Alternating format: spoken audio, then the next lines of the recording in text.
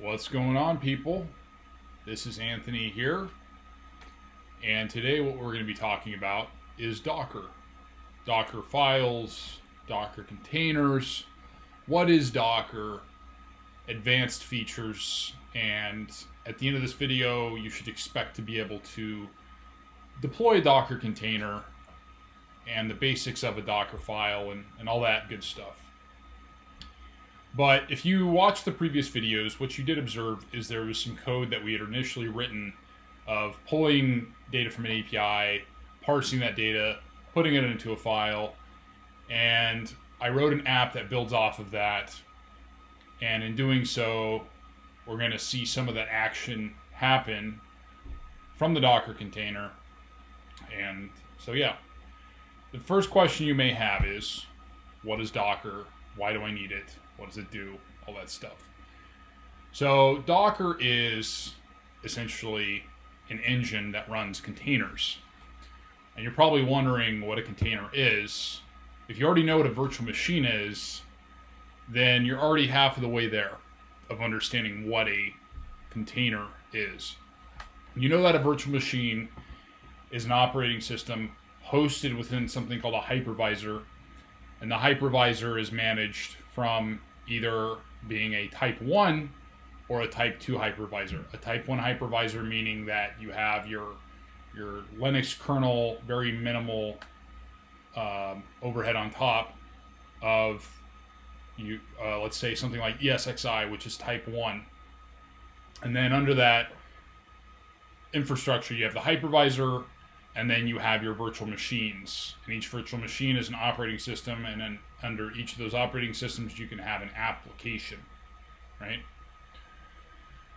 So then you have type 2 hypervisor, which is something like VMware Workstation, which runs under a operating system such as Windows, or Mac has VMware Fusion, and so those are typically pretty common. VirtualBox is one too, if you want to run it on Linux, but even though that runs in many environments. So the next question is, okay, what's the difference between a virtual machine and a container? Instead of running a full operating system, Docker runs processes or apps.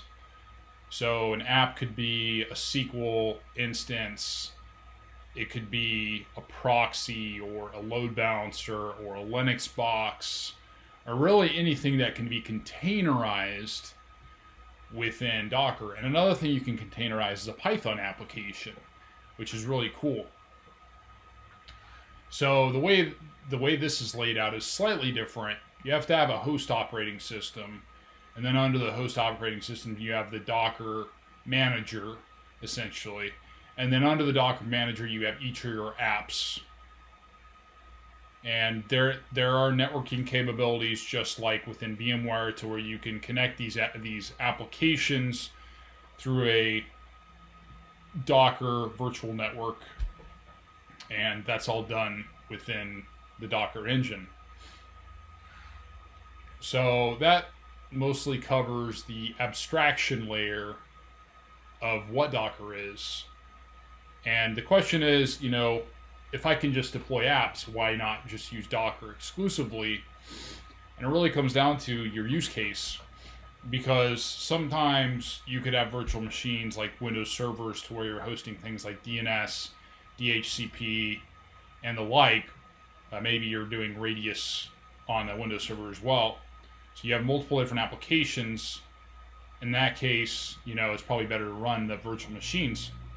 But something exclusive like a SQL database, for example, that could be containerized, or a Python application.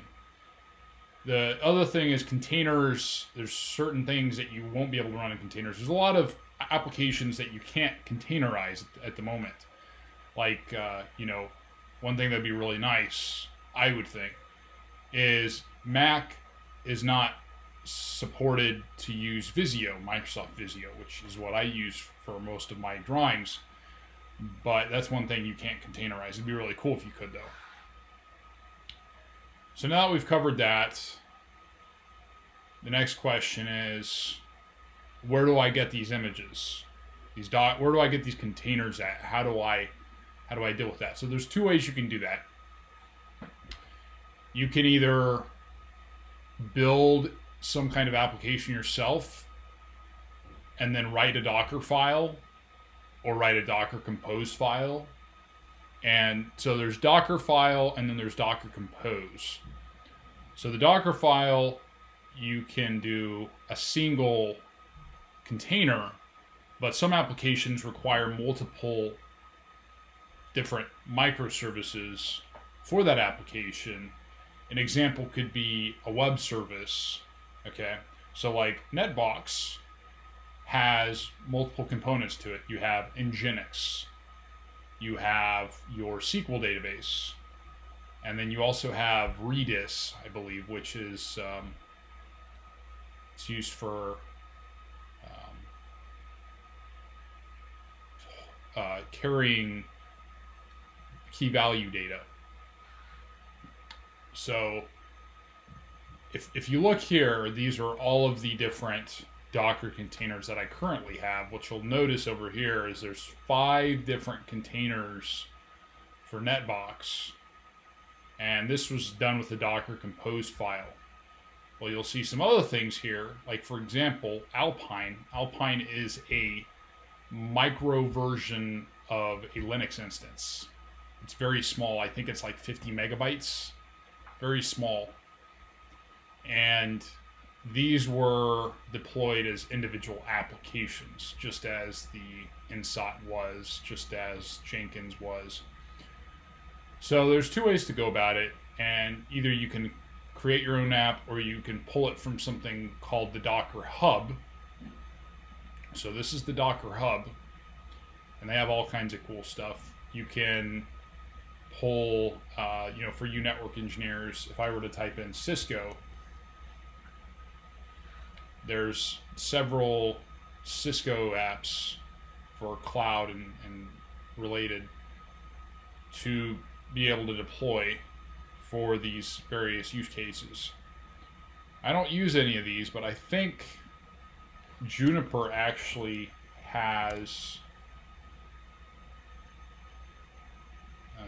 they used to have a way to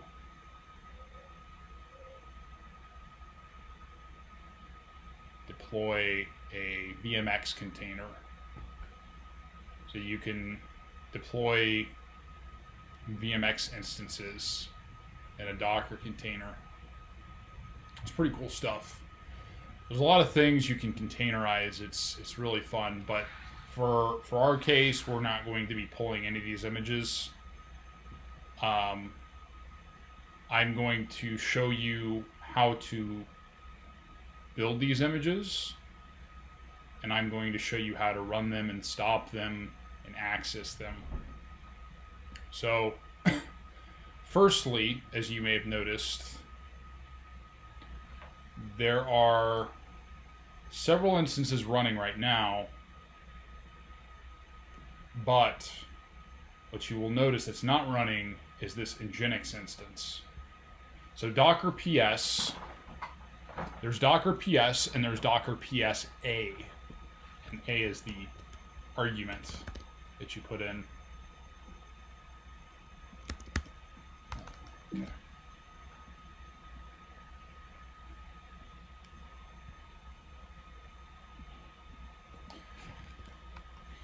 So Docker PS, which means process, I believe, shows you your running images. Docker PS A shows you all of the Docker containers that have been built in your environment, but they're not running. So A just means all. That's what this stands for. And then you have your container ID. You have what the image is. Other things like what are the ports that are being exposed. So in this case, what's happening here is within the Docker container, we are exposing port 8080, which is one of the ports that is used to access this specific instance, and we convert that externally to the host operating system. We convert that to port 32769. So if you noticed, let me pull this over here. If you noticed, I have 32.769 open, but it's not running, so I can't reach it at the moment. So these images are already built. You can actually do a couple other commands to show you things like which images have I downloaded or have I built. So if I say docker image ls, it will give me all the current images that I have available local to me. It'll give me the version or tag. It will say when this was last created, and it'll give you the size of the image. So I was saying Alpine's very small. Actually, I was completely off on that. Not 50 megabytes, it's 5 megabytes. Very small, very small. So these are all the images that I could possibly run. I have all kinds of stuff in here that I probably need to remove, some of the older stuff, but I'm not concerned with that at the moment. So the next thing that we want to do is we want to run one of the existing images. And the way that I do that is by taking the container IDs and saying docker start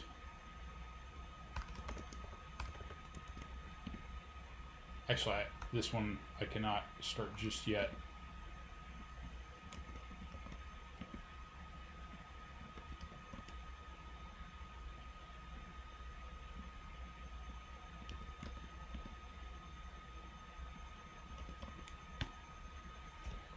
And then we'll start all of those. And as we wait for those, we want to finally start the main one here.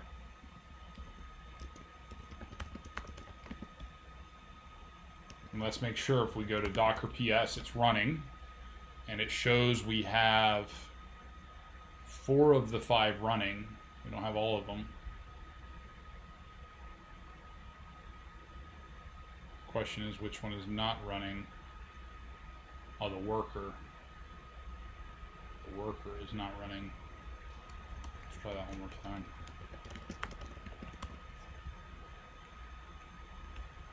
Okay, there it is. So now we have all those started. So let's go to here. And it looks to be that we are still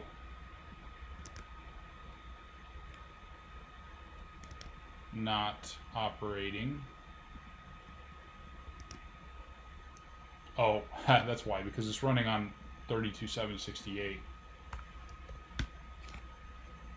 So now here is our netbox. And there we are. We are accessing a set of containers. It's pretty cool stuff.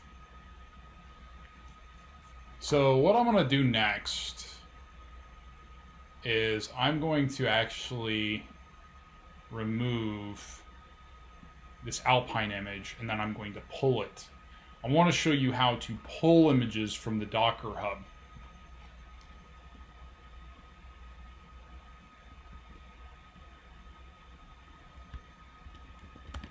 You say Docker image RMI, and then that.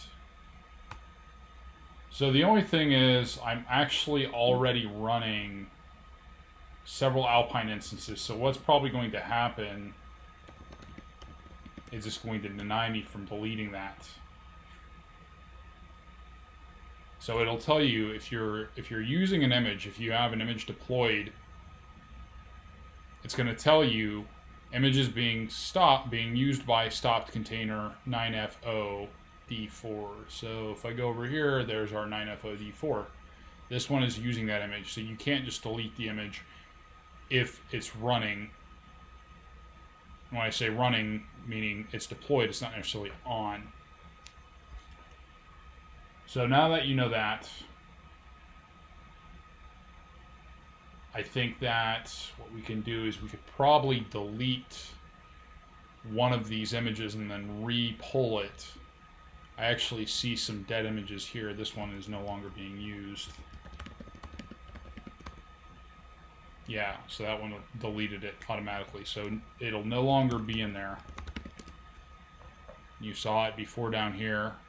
It's no longer there. There's still the latest Prometheus here. I'm pretty sure this one may be old. I'm not 100% sure, so let's delete it. And then pull it so you can see what happens when you try and pull it from the Docker Hub. And this is one other thing. You firstly have to have the Docker engine running, and then you also have to sign in as well. So it may actually not let me pull it again until I sign in. So let's delete the Prometheus image. Okay. Now let's say docker pull Prometheus. Okay. Let me pull it. So this is what happens when you pull it. There's a set of pieces to the container, and then after you download it, it'll populate in your image directory. So you'll see here, we now have a fresh image of Prometheus. So the next question that you're probably wondering is, how do I deploy an image that exists here? And that's what we're going to cover next.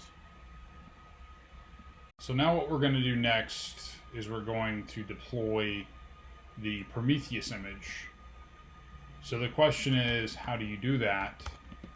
You say docker run.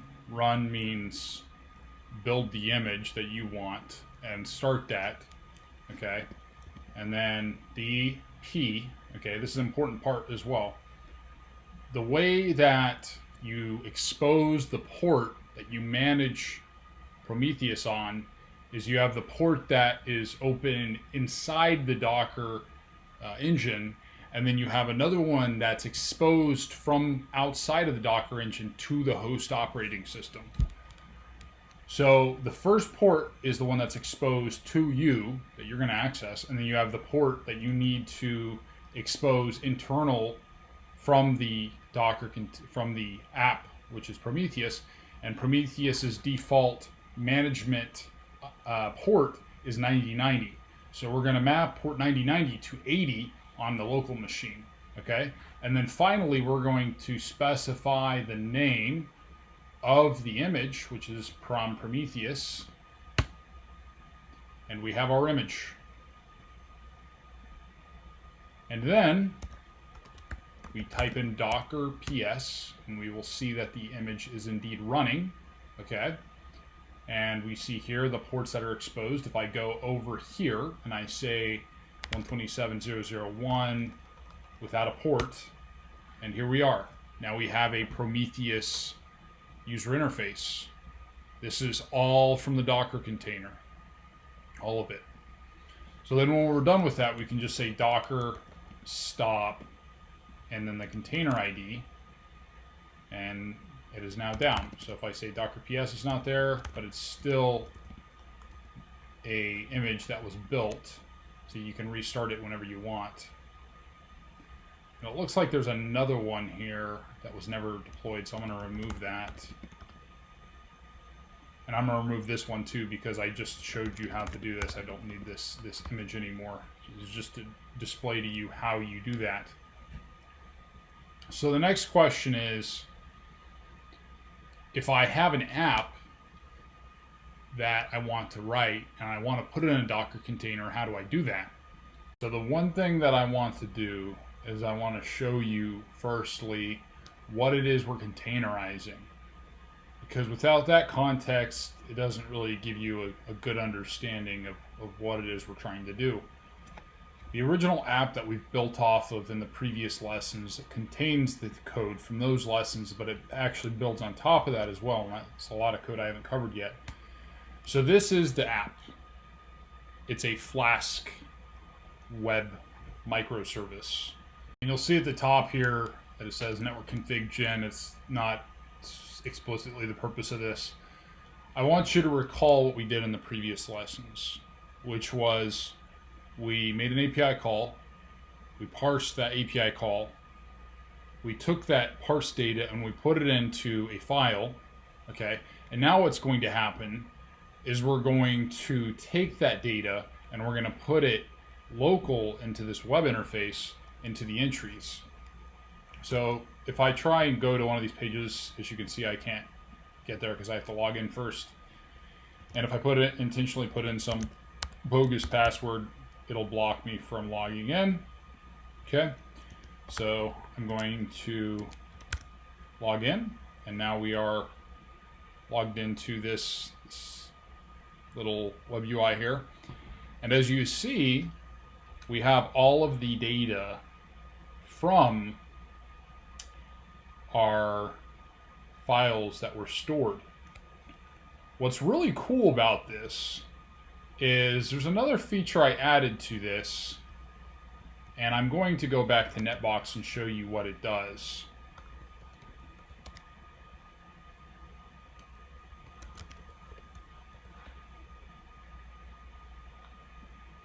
So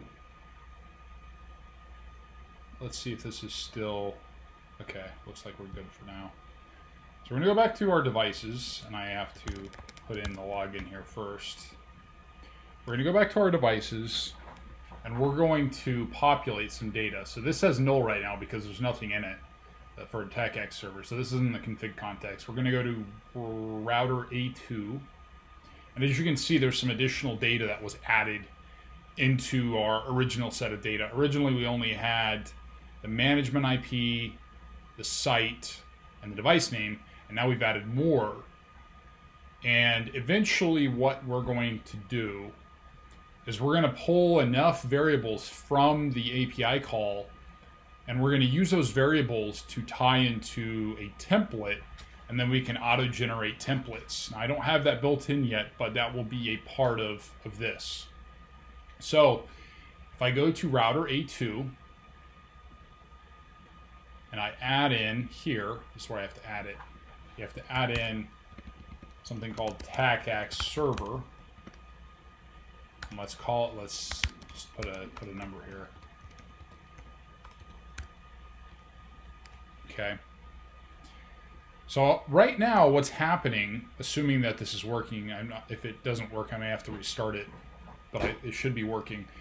I believe it's every 15 seconds, what happens is the Python queries the API and it looks for differences in the data that it has in the YAML files and the data that is presented. And if that data is different, it does a few things. Firstly, it updates the YAML files, which means that it'll update here once the YAML files are populated. Okay. And then assuming there is a change to the TACACS server, and I only set it for the TACACS server, you could really set it for anything you want. But if there's a change or an addition for TACACS servers, I then have another thing set up to where I have a Slack channel for those who are on the Slack channel. There's a channel dedicated to messages from automations. There's a Python app that's integrated. And the Python script, or the Python app we built here, if it finds that new data, it sends a message to a specific Slack channel. So I'm going to actually open the Slack channel, and what you will see is all of the messages that have been sent by our Python client to the Slack API. And overall, there is a lot of pieces here. Now, the only downside to this is, as you can see, there's 2 messages populating whenever I update it. When I add it, if it's null, then I only get 1. And I tried looking through the bugs and some of the documentation. I couldn't really find anything on it. There's other people who do have the same issue but there's no resolution that I've found. I wouldn't worry about this too much. It's not really what our task in hand is. So let's go back here, and I want you to see, remember, every 15 seconds this is going to update. So we click update, come over here, and in 15 seconds you're going to see a notification from Slack as well. And there is our notification. If you come back here, as you can see, we now have an instance that's been changed, and if I refresh this, we now have our IP populated into the table. So this is our container that we're gonna have, and by the end of all the crash courses, we should have something very small, very similar to this. I'm not going to go over a couple things that are contained within this little Flask app, but I will go over this and the Slack API and all that other stuff and the config template generation. But let's go back to our Docker stuff now. So the first thing we want to do to be able to deploy this, there's two files that we need. There's two files. The first file is a Docker file. The second file is a Docker ignore file. So the Docker file is basically a way to deploy your files into a Docker container. Okay.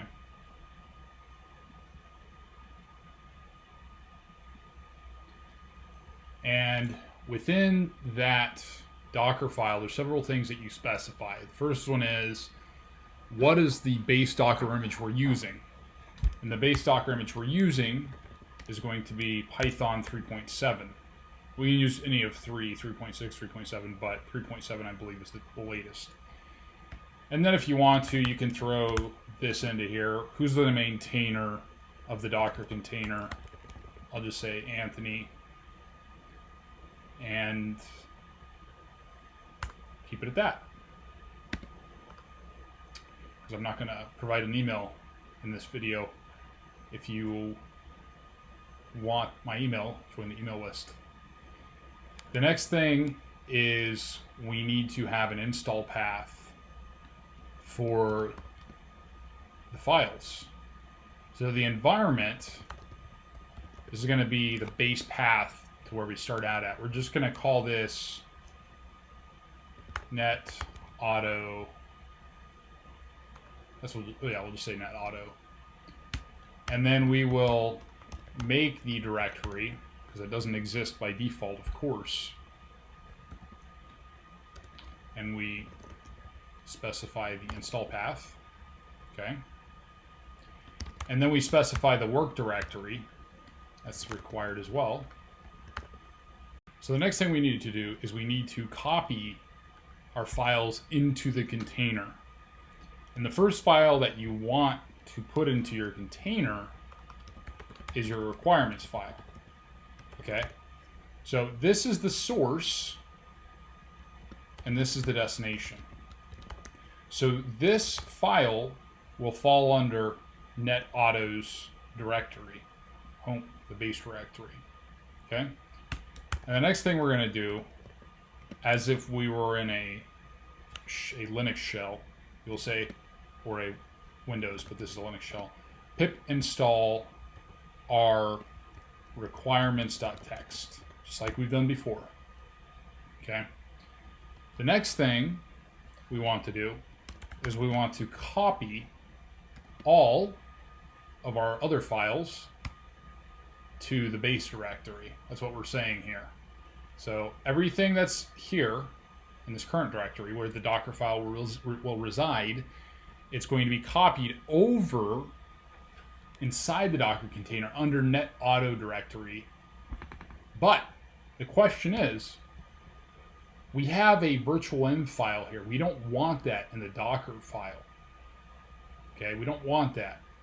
So the question is, how do we prevent it from being copied? And that's where the that's where the Docker ignore file comes in. So we'll get to the Docker ignore file in a minute, but for now, what we're going to do is we are going to say command, and then our command will be Python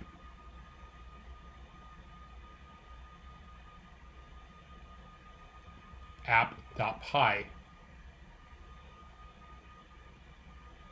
And that should be it. Okay.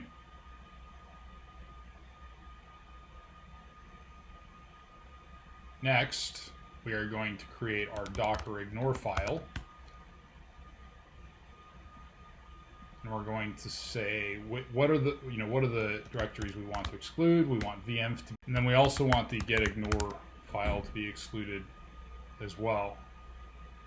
So now that we have this file sorted out, there's a couple things that need to be addressed before we can build this image. The first one is Python app.py.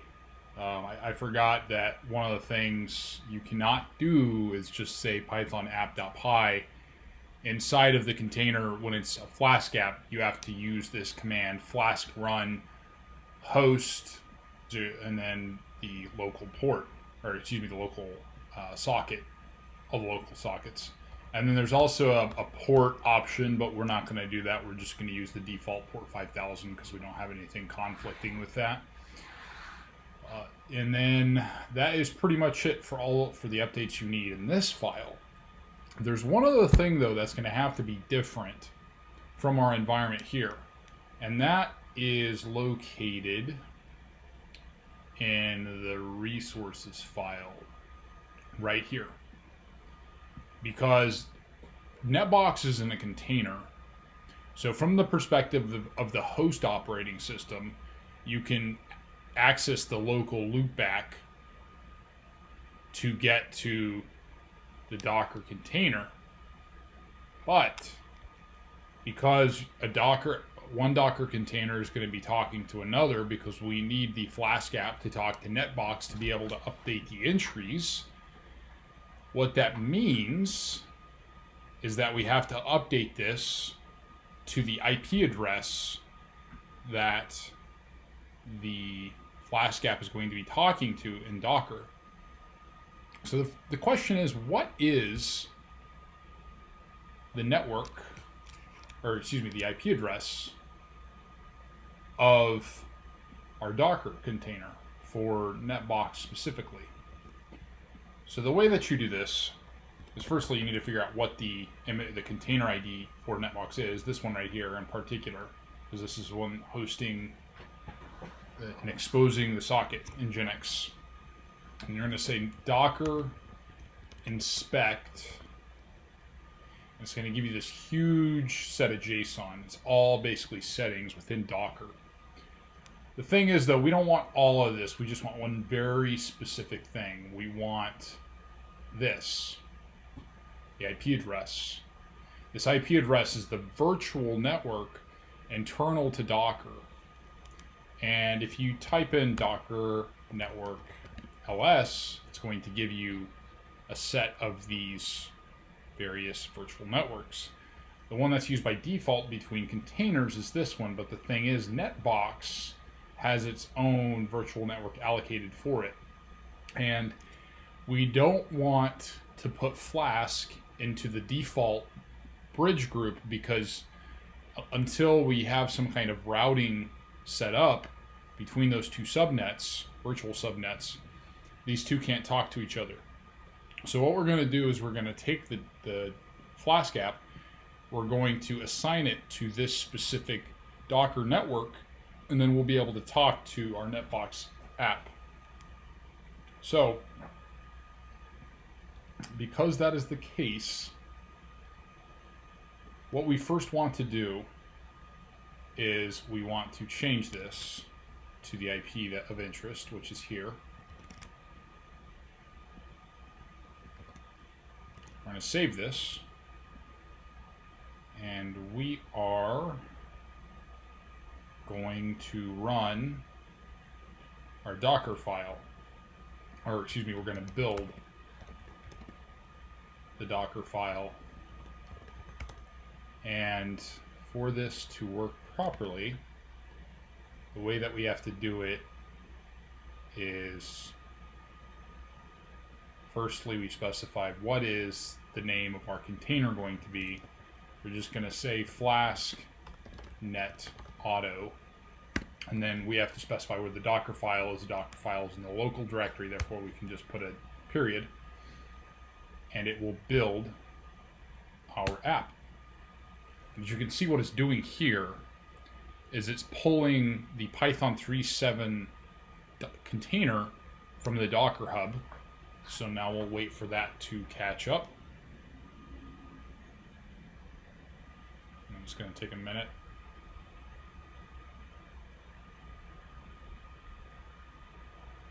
Okay. Now what it's doing is it's running through the steps in the Docker file. You see step 2, step 3, step 4. Now you're going to see all the requirements. Here's all the requirements we want to install within the app, within the container. Okay. And then after that,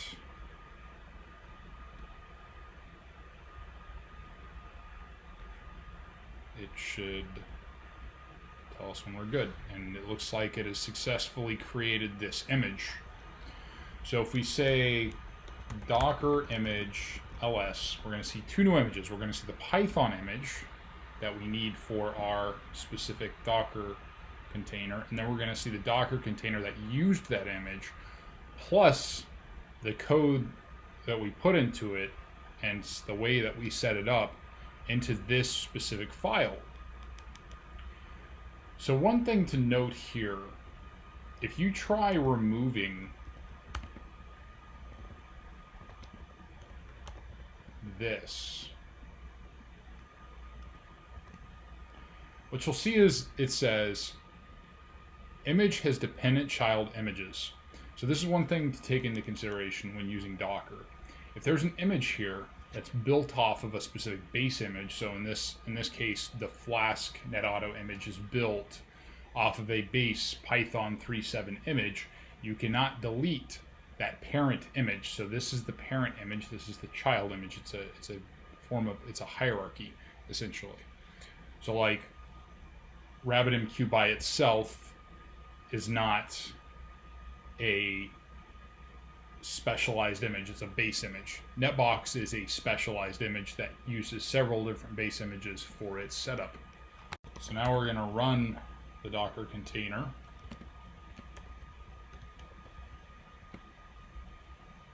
I want to specify name here.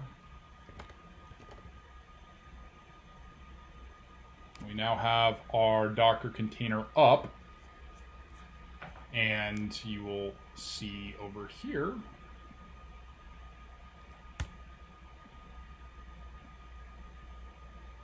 let's make sure we don't have another instance running. Okay, we don't. So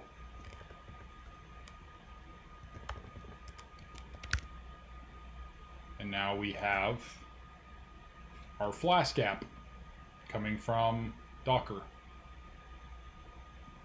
However, there's one thing that's not working right now, and that is querying our netbox, because we're not in the correct network. So what we need to do, what I'm going to do, and I'm just going to show you this firstly. Once I change this to, let's say, 15, you're not going to see an update over here. It's not going to update. No matter how many times you go, it's going to keep pulling every 15 seconds, but it doesn't mean it gets anything. It can still fail. If it's not able to pull it, it'll just give you an error, which is what you want. So as you can see, it's not refreshing. So what we have to do now is there's another command.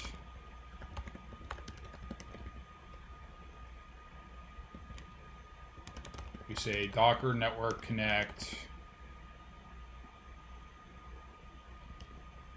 Oh, before we do that though, we need that as well. Docker network connect. And this is our container. And now it should be connected. If we say Docker inspect and then our image, what will you see? You now have two interfaces that you can access what you want. And if we refresh this,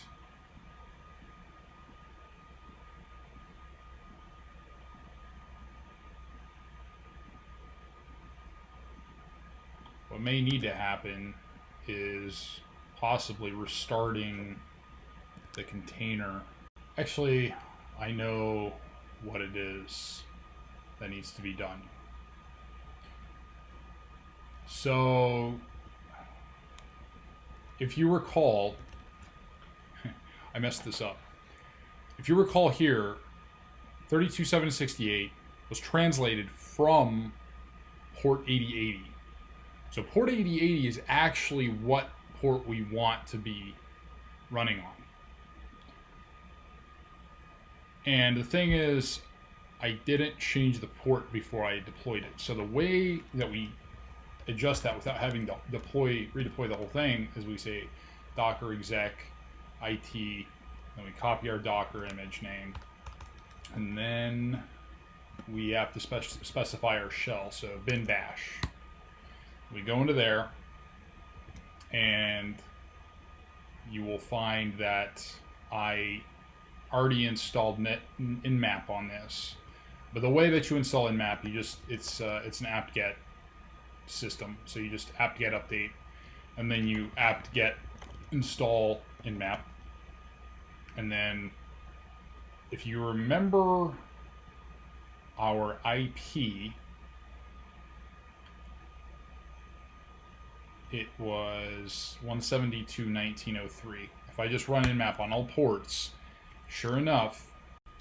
So the question is, how do we go about restarting the process, since we have to modify the Python Flask app within this Docker environment?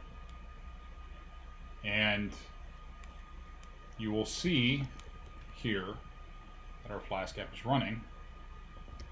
So let's go into the resources file and let us update the IP address, or excuse me, the port over here to 8080.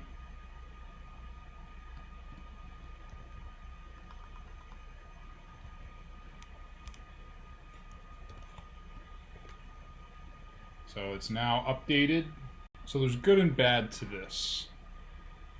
The good is there's a easier way to work around this. Basically, there's a setting that you can do to where whenever you change the code in your Python setup, it will dynamically update that accordingly. But it requires a Docker Compose file to do so. So we are going to, now that you've kind of seen things with just a Docker file, now you get to see things with a Docker Compose file. And I previously mentioned that Docker Compose files are primarily used for multi-app services or multi-microservice services, but they can also be used to simplify the process of just provisioning a single Docker container. It's usually just used for more than one, but it can be used for one. So I will show you after I do a couple things. First thing that we need to do is we need to stop this. Then we need to delete it.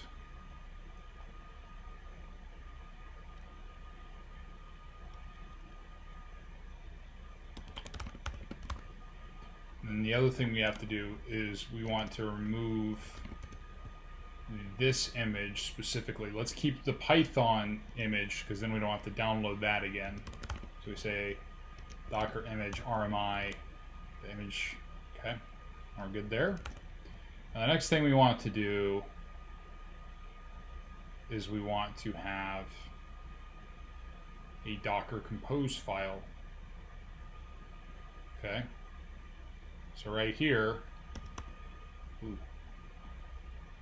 right here, we want a Docker Compose file. Okay. So now that we have this created, next thing we need to do is figure out what goes in the Docker Compose file. And one thing I will say is, originally I was mentioning that with Docker Compose, it's more for multiple containers, but realistically speaking, it's also good for single containers if you want to go over all of the various arguments and stuff that you pass into the Docker run command. So the way we do this is, first thing we're going to say is version. This is all YAML. Version 3. Version 3 is the newest version of our Docker Compose. Okay. The next thing is services. So each of the services, if you have a multi-container service, then you'll need to specify each of those in here. In this case, we're just going to say Flask, and that's going to be our main app. And then we're going to say build. So build is basically saying, if for the local directory that we have here, if we had multiple apps, you'd want to specify the directory where you want to build from. In this case, we're building from the base directory. We're building everything from this current directory, so we're just going to put a period. Okay. Next thing we're going to specify is the ports. Okay, and you already know what that is. Now you just don't have to specify it. All right. The next one is volumes. So with volumes, what we want to do is we want to map the build directory, which is our period, colon, with the directory that we have in the Docker file, which is netauto. And we paste that here. Okay. The next thing is we're going to set debug to enabled so we can see everything happen in action. The next thing is we're going to specify the network that we're going to use. What is the network we're going to use? It is called NetBox Docker Default. Right? That's the one we were using for our NetBox setup. Finally, we have to specify the network itself. The network's name is NetBox Docker Default. One thing you want to be careful with here, if you do not specify this last option, it's going to assume that you're trying to create a new network and it's going to throw an error. So instead what you say is external true, which means, hey, does this network already exist? Yes, it does. Okay. Now, when it comes to restarting the Python app, unfortunately, we would need something like gUnicorn for that. We're not running gUnicorn here, but that would be able to restart our app whenever we had little minor changes we had to update. We're not worried about that here, so I won't cover it in depth. All right, so now we have our file finally. All we have to say is Docker Compose up. And it does the same thing as with our Docker run file, the difference being we don't have to specify all those complex parameters, and we don't have to wait for the container to be running before we change the connections, the network connections internal to the Docker container. Now we wait for it to do its thing. And there's the debug. So the debug will show you your standard output from the Docker container. And now we are going to log in to our Docker Flask app. So one thing that I forgot to do was I didn't think about something relating to how the code is written. In the app.py file, there's actually two things happening. There's a thread update where essentially this part of the code pulls the NetBox API every so often. If it sees those updates, then it takes those and it puts it into the YAML file. But I was just running the Flask app, and because of that, I was not getting the updates as you had observed. So there's a couple things that I changed in the Docker Compose file. Firstly was one of them. So I removed volume because volumes was interfering with the Docker ignore, and I guess if you have volumes set up, it will affect the Docker ignore file. So I removed that. It's not needed. The other thing is I changed this back to just Python app.py, but I specified a host ID here. So we're going to see if this will work. So what we do now, the image was removed. Once you put Docker Compose down, which is what was done, it will remove that. You still retain the image, you just don't retain the deployed process container.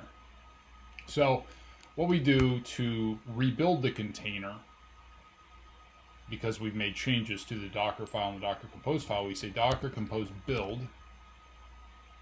and then we say Docker Compose up again. And now it's running, and it's showing up. Unfortunately, we are still not updating this for some reason.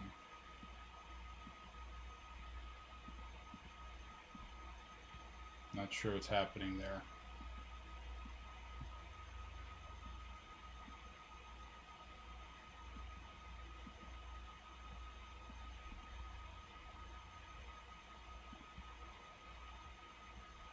$12, $13.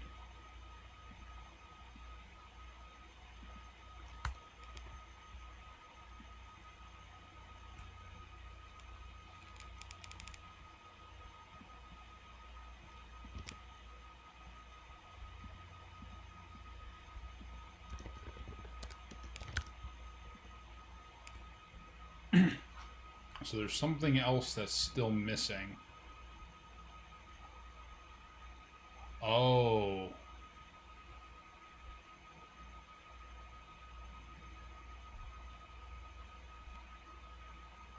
And look at this. Look at this.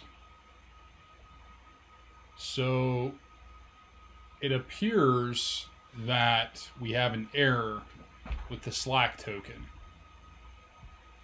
And actually, now that I'm seeing this, I want to pull PyCharm back up, and I want to observe something.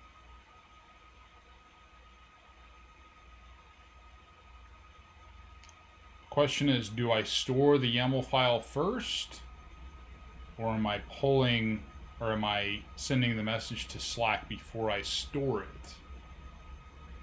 So if we go over to find thread update, every 15 seconds, load API data, connect there.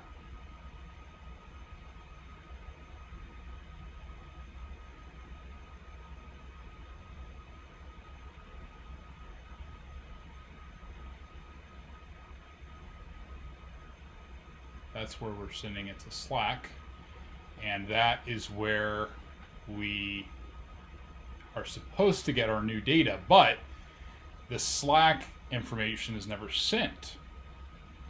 So now what we have to do is we have to export the Slack token as an environment variable within our Docker container. So how do we do that? And technically we already have the environment field here. We just have to specify what it is we want. So we want to say Slack API token, and because this token is so precious, I'm not actually sure if you can take environment variables from your local shell and pass it in. So what I'm going to do is I'm going to hide this because my Slack API token is valuable to me and I don't want people taking it.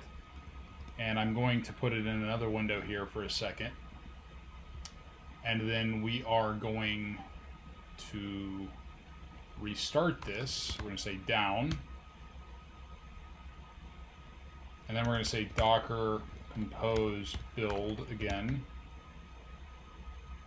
Then we're going to say Docker Compose up.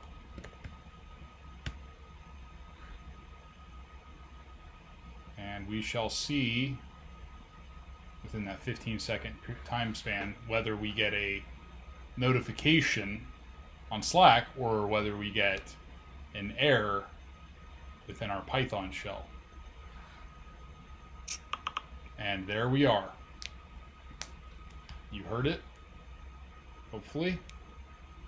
Let me pull that up real quick. So now you see that we've changed our IP, and that is all running within the Docker container. Unfortunately, regarding the environment variables, I don't really like putting that in line in code, and that is like the worst possible thing you can do. When it comes to production builds and things like that, best practice is to embed that into an environment variable in your session, and then to just call that out within Python or wherever it may be, Docker. But for our sake, I'm probably going to see if that's actually possible, because it doesn't show up in the documentation, but sometimes there are loopholes for that kind of thing. So now let's refresh this just to show you it is indeed populated. And let's run it one more time so you can see it in real time. Okay. I'm going to change it to 15.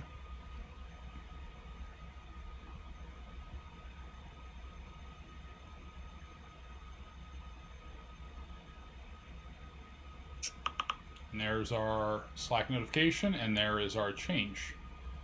You'll see here, this is all debug. This is from the Flask app. For some reason, though, I'm kind of wondering what this is. But for now, let's not dig into that. This is working how we want it to. Hopefully that was a good video. Hopefully you enjoyed it. I know this was a lot to take in. If you guys have any questions about this, feel free to reach out to me via DM. Anybody in the Slack channel, please hit me up there. And next time we will be doing Jinja templates. We will be building off of. We're not going to actually use this Flask app. This will come eventually, but we will be doing Jinja 2 templates with some of the variables that we had pulled from the initial videos.